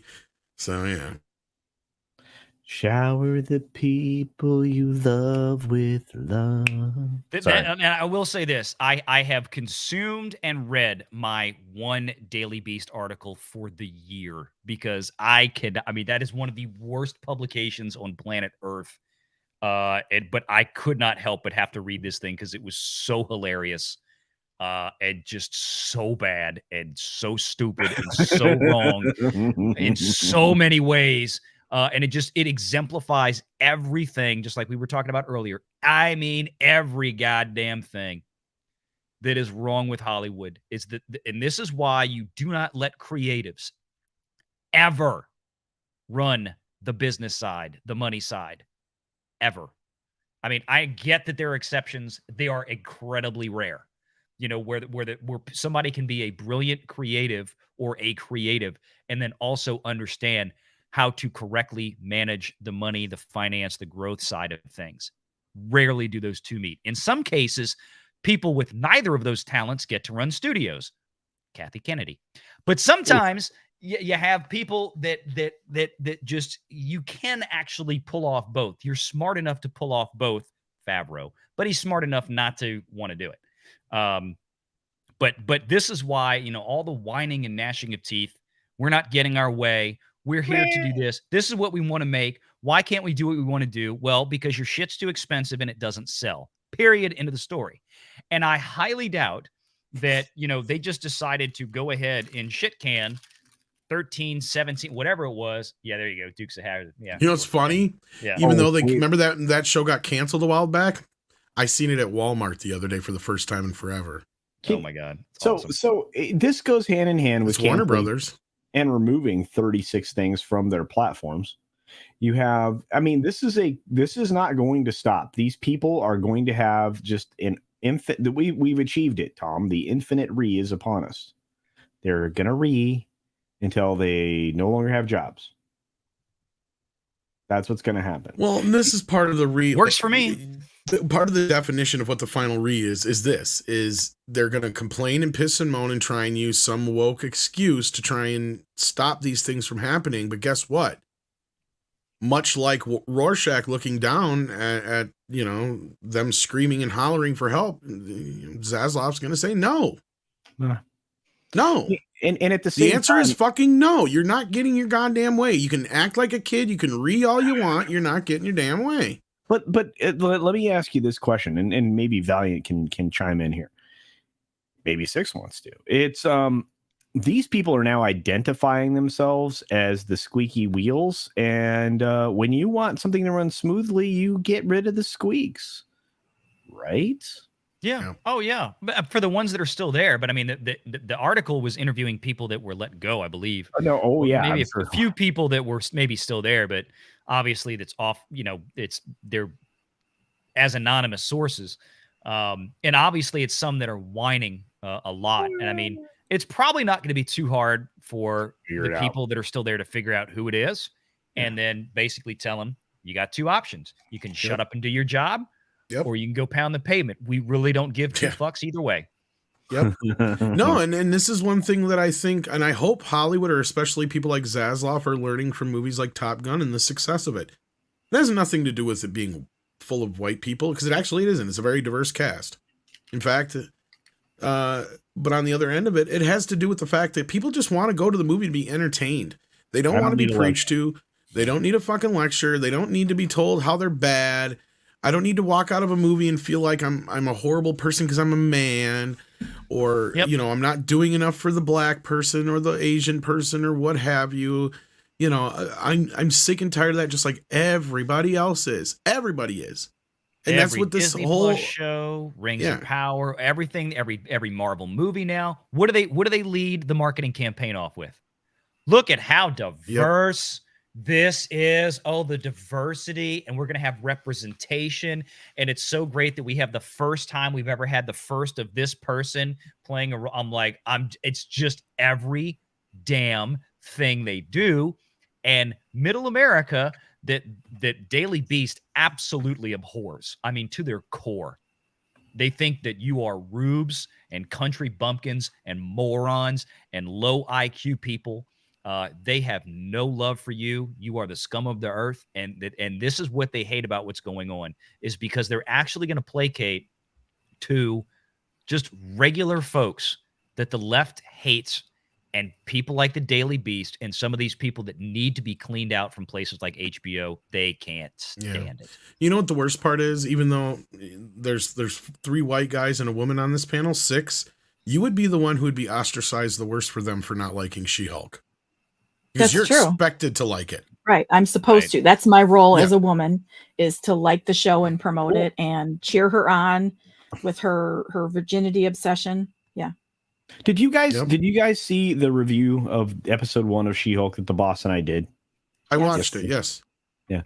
Wasn't it really interesting, her takeaway versus mine in her review? Oh, she hated it. I know, it was ridiculous. I was like, oh shit. I think it's insulting. Well, here's the other thing, right? So episode 2 came out, right? And so she's gonna watch it. I'm gonna have to listen to her grumble. Now she won't. We're not gonna spoil the review because we didn't talk last time. Really, we probably won't do it again. And so we'll record it earlier. But I have the feeling that she's gonna say, "Well, thank God it was short." That's probably gonna be one of her. Well, unfortunately, that's the problem I had. Like I said, even though it's only 20 minutes long, it felt like an hour. And then I was reminded, 6 had to remind me of it. It's like, God damn it, I just got done watching Top Gun. That was good. Now I'm watching Beavis and Butthead, and all of a sudden she reminds me of She-Hulk. I'm like, son of a bitch. Did you get a chance to hear the boss's thoughts on this thing? Valiant, are you asking him or? Wait, I'm sorry. Say again. Did you get a chance to hear the boss's thoughts on She-Hulk? We did a joint review yesterday, day before yesterday. No, I did not. Oh man, it's precious. I mean, It was Culture Boss's debut. Yeah, it was her debut. Gotcha. And she went hard in the paint on this film too, or on this show. She was not. You said hard. Yeah. So I have a feeling the next video is going to be a little shorter. So was I the only? Check it out. I've avoided like all the She-Hulk stuff I've seen on YouTube. Speaking of Beavis and Butthead, was I the only one here who watched it, or did you get to watch it 6, or anybody else? I didn't get to I finish didn't it. get a chance. I'm going to 100%. This was probably the best episodes we've had yet. Really? Yes. Wow. Okay. There's even a callback to the movie, to the recent movie, and I think they even leave a little nugget open for. I'm like, are they going to do another movie? There's a little nugget. So I was hoping we could talk a little bit about it, but since you guys haven't seen it, I don't want to spoil it. But no, it was a hilarious couple episodes. The first one, Butthead gets given some. He gets anti-aggression pills. Oh boy. So it's nice Butthead. God. And then the second one is the aliens from or not the aliens, the alternate versions of Beavis and Butthead show up. And they give us a gander into a world where Beavis and Butthead didn't leave Earth in the 90s. So we get to see old Beavis and Butthead for an episode. So that's all I'm going to tell you guys. These 2 so far have been the best of the season. Oh, man, they're hilarious. I wish I could talk to them about them, but I don't want to spoil any of them. So other than that, I think that's all we had, except for a couple super chats here. We had Dash Attack, who said Zaslav might be moving too fast. They're going to come after him like Trump. This article sounds like the writer is threatened and scared. That's the final read, Dash. Yeah, that's just it. But the beauty of it is he's untouchable like Elliot Ness. Yeah. I mean, You can't have 10 million votes show up at 4 a.m. to get rid of Zaslav. I mean, it doesn't work that way. And so. and a little get careful, Valiant. Comics Chapek, division, on the other hand, is a little bit more in a vulnerable position. But no, I mean, yeah, he could still get the axe. You're probably right, Culture. I mean, comics division actually just got a 7-day break because somebody mentioned something about an election. So yeah. Oh, is that what Nick? No, Nick was talking about that before we started. I didn't catch, but he didn't seem to know what it was. Thought it was something about. That's Yeah, what so the throwdown tonight is going to be on Twitch, right, Culture? Well, it's actually primarily Odyssey. So go sign up for Odyssey right now. And this is going to be a Or Odyssey. That's what I meant. I'm it's going to sorry. be a beautiful Fuck giant you, show Gilded. tonight. Yeah, we're going to have a beautiful giant show over there. Please come and join us. It's going to be epic. All the fluff is on Twitter. It's on Gilded. Go find the fluff. It'll take you to the links. Join Odyssey. It's totally worth your time. Alt tech is going to be the way we can avoid being shut down, apparently. But shit. Zaslav isn't moving too fast. He's moving at exactly the right speed. And with Mr. Loeb coming in, swinging his thing around over at Disney to the tune of $750 million total invested, I think that Chapek may get some stones too. We'll see. All right. We have some member chats, Tom. We do. I'll get let's do them this one right first. after Mr. Tickle Trunks here, who says, I just got here. Did you cover the new racial demographics of who's left? It's 1-to-1 with the USA's population. If you were fired, equal dumb or diversity higher. Now let's stay non-racist forever, please. Yeah. Yep. You I don't, if you missed it, you still nailed it. So it doesn't matter, Mr. Tickle Trunk. And thank you for being here, my friend. And yes, as Six pointed out, we do have some member chats, starting with Willie Woodward's member. VR. When taste and art is subjective, you find artists in general having a tough time trying to evaluate a proper price point. Balancing biz side and creative side well is super rare. It can be, but in that sense, here's the thing. When you're right, what you find in your art taste is subjective. Here's the issue, is that at the end of the day, the free market decides what it's worth. Exactly. You can paint something that you love and you think is wonderful and you think is worth $1 million, but if somebody's only willing to give you $200 for it, that's what it's worth. Yeah. And it's the problem is with Hollywood is it's not like the individual artist that can go paint a canvas for a few days, a few weeks, a month, or whatever, and then try to sell it. In Hollywood, in order to do that, it costs $50 to $100 million to start for a big movie like that. And only then are you can't wait until after you've spent tens of millions of dollars to find out, well, this artsy fartsy superhero flick just won't sell. Yeah. Just ask the Eternals. Oh God, what a terrible piece of garbage that was. And real quick, Valiant, to that end, because you just mentioned it, there's no guarantee that there's a panacea anywhere for any of these studios in the near future. Streaming, cinematic, otherwise, if they continue down the current path. That's why I think this is the right move. Zaslav is making all the right moves, and there are some trades, not many, or some authors at trades that are actually acknowledging that this is the right direction. So and I was listening to a program today when I was driving because I don't get shit for stations. Okay. And I happened to catch it's basically like a Christian conservative station. But like they were talking about how streaming is killing the theaters, but they were, surprised by the success of Top Gun. And I just like, I wish I could have called in. I'm like, you guys, I know the answer. You guys, I wish I could tell you. Yeah. The answer is woke. Woke is the problem. Right. Even if people don't know that's what it is. Right. And I'm starting to pick up on it. Like we've said this before from other people outside of our fandoms and all that kind of stuff. They'll start to say, it just something about that didn't click with me. And it's this, that, and the other. And it's like, yeah, that's the woke problem. That's this issue that we're having. Right. And again, I don't think theaters are dying really. I'm sure as long as we can get some more movies like Top Gun out there, then people will go see them and things will change. I wish we could get back to a little bit more classic style. We need the movies to be a bit more prestigious like they used to be. That's the thing is, you talk about the value of film, Willie. Like I remember when people would go out of their way and spend a lot of money to get a copy of a movie, Right. So that means the value of those films are quite a bit. I know a lot of people who'd give you a shit ton of money right now for a really good version of Star Wars, even though you can get it for free. Oh, despecialize. You know what I mean? Like, or even the 4K scans, like it's, it's one of those things. Oh, there's a Ring of Power clip. Oh boy. Should we show it? Well, there's another 30, 45 minutes of conversation. I don't, 6 has only got a few minutes. So should we save that for morning talk? Yeah, maybe we should save that. No. I was joking. I mean, I'll let them play it if you want. I'm cool. Yeah, we'll serve it up on the. It's up to 6 because she's only got a little. Sorry, I've been muted this whole fucking time. I think you should at least show it because it's pretty cringe. Okay. All right. If you got the link 6, go throw that in the thing, and I'll get to it here. I'm gonna do these super chats first here. I am limited on what I can throw anywhere, so it's okay. Well, can you find it for me, Culture, please? That'd be awesome. Okay. Didn't we have it? Is that the one from the Twitter DMs? Is that where I put it? Yeah, maybe. the one, the new one. I couldn't remember where she sent it to me. Sorry, I gotta get a mouse. Yeah. Oh, that's all right. We're gonna end it here pretty soon anyway. So we'll check that out. It's in the Twitter group. Yeah. Okay, that's the one I thought you were talking about. Let me do these member chats first, though. We got Rod Thunderheart says, "Hail Mead. I have to admit I was mildly interested in She-Hulk, but the reviews are very damning. Indoors, Star Wars has the worst track record of past shows." Or I think it means Andor. Star Wars talking about Star Wars. Yeah, I don't know. I haven't heard anything other than what I've heard on the Andor side of things. But as far as She-Hulk, yeah, I was interested, but now not so much anymore. It's just kind of fading away. Werewolf has been a member for 15 months. Thank you for that. And Mr. Tickle Trunk has also been a member for 15 months.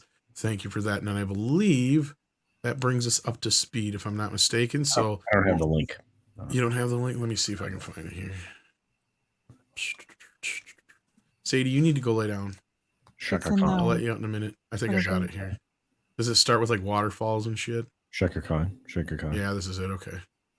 Everybody Shaka Khan. Shaka Khan. I blame Valiant. That's just fine. Just keep Sadie, go lay down now. Come on. I'll let you out in a minute. Makes me feel better. She's like up in my grill. That's all right. I referred to you as Discount Valiant Renegade after you left the other night. Oh, I love you. You guys killed it on you and Pro were killing it on the toy stuff, man. I hope everybody saw it. We got a lot more that we haven't discussed yet. That's coming Sunday. Dude, you guys are burning the place down. I'm like, okay. Let's have Amazon claim us here. So, we got some super stickers. Dearest sent us one. Wait, I can get a kazoo and like play over the sound. It is. It's a coffee. Cup of tired. That's different. I need it. I feel like I drank a cup of tired. Yeah, some days. Let's see here. Let's get this thing rolling. Let's waterfalls. One day this will be your kingdom. During the Force. One more reason to count my blessings. I Wow, married this you, not looks so Margaret Rustburn. And what are the other reasons? I'll tell you later. I didn't understand a single word he said before that. Boyega is the wife to Prince Durin. She is for the people, but is not afraid to get her hands dirty. Durin's relationship with Disa is very solid from the moment we met and passionate. What's the show rated? Probably teen. I think it's rated suck.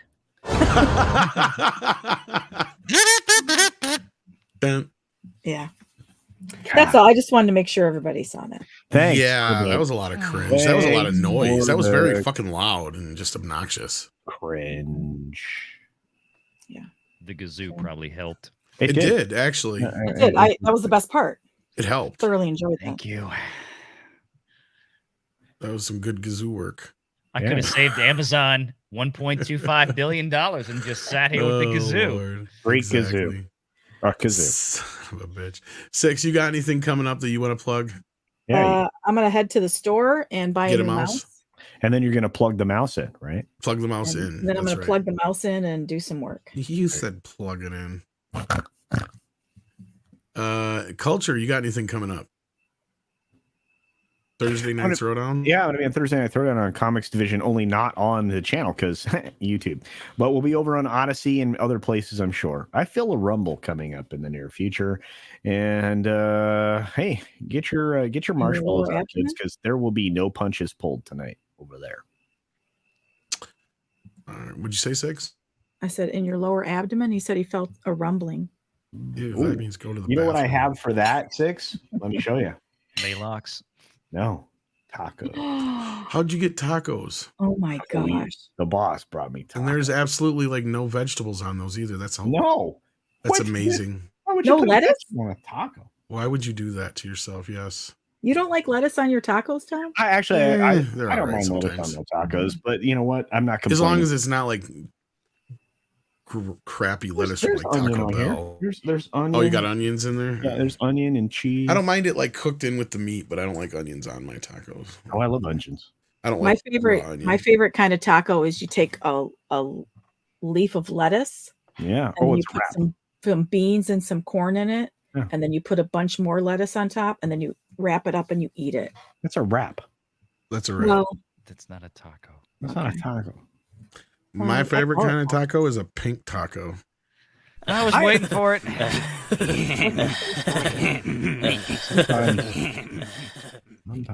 gonna have to look that one up. I'm gonna Google it. Oh no, Oh, don't. no. Please don't. No shit. It's just another word for a vagina. So Pink taco. I don't think. Never mind. it's just. I mean, I've seen a lot of them. I'll bet I've seen more than you have, Tom. And I don't think that they look like tacos. Why are we having this conversation? I love that she's taking it so Just seriously. just hit the outro. Let's get the fuck out of here. Oh my god. I love that she's taking it so seriously and she's intrigued by it. She got so quiet and pensive as she's, I don't think I've seen so many of these in my life. And I can't say that this look. I'm like, wow, how did we get here? We know how we got here. It always leads to some place like this. Start. That too. Valley, did you have anything to plug real quick? Not did you a get to pink it taco, already? I guess. No, not a pink taco unless the boss says it's okay tonight, I guess. No, I'll find out later. No, we that video today that we did, Pro and I did put it out this morning, talking about we had one person contact. I say we contacted. Story was basically this person reached out to that park place, to Pro, after watching Pro and I's videos, and then more contacts came in, and more contacts and more. So Sunday, for the live show, we should be good to go for 5 o'clock Central. Pro and I will be together again, and we're going to cover everything we didn't cover in that video, because there's a lot more that we could not discuss in that video because it wasn't ready for prime time yet, and it gets even funnier. All right. And I might pop into the throwdown tonight. Other than that, yeah, I'm sure you'll see me on the morning show. I got a meeting later on tonight, so I can only stay for so long. I'll be in the morning show for a little bit tomorrow if I'm invited. There's a song for your taco. You could have gone out with that. I know.